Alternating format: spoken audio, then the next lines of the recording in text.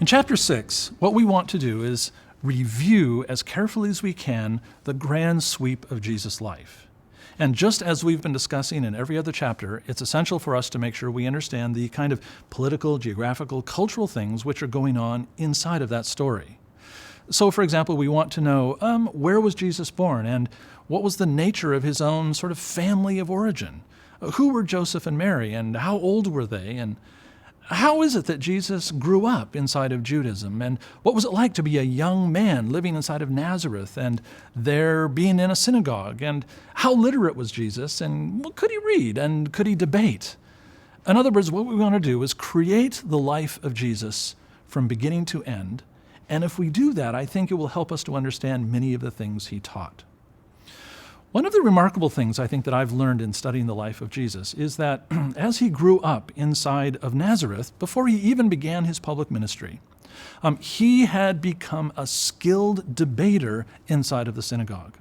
Young men living inside of first century Judaism would regularly join the men of the village, go to a synagogue gathering, and there they would study the scriptures, they would pray, and they would debate. So by the time Jesus begins his ministry at about roughly the age of 30, he knows how to engage in debate inside of a synagogue. He is skilled at argumentation and teaching. Sometimes we think this is Jesus' first try at this when he begins his ministry in Capernaum. On the contrary, Jesus has done this for quite a long time. The other thing I notice as Jesus' ministry moves along is I can see two things rising simultaneously. On the one hand, Jesus is remarkably popular. And you can see that tested on a hillside outside of Capernaum when 5,000 men come together and then Jesus decides to feed them.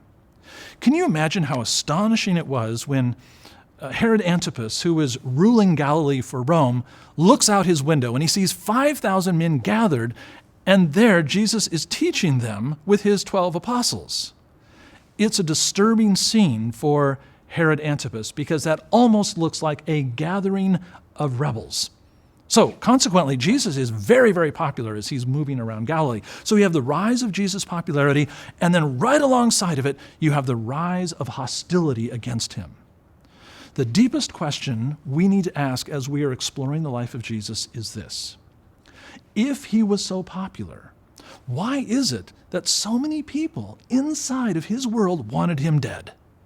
What is it about his teaching, his presence, the growth of his life that rose up so much hostility to him that they wanted to persecute him? They wanted to pursue him, and in the end of the day, they chased him right to the cross in Jerusalem.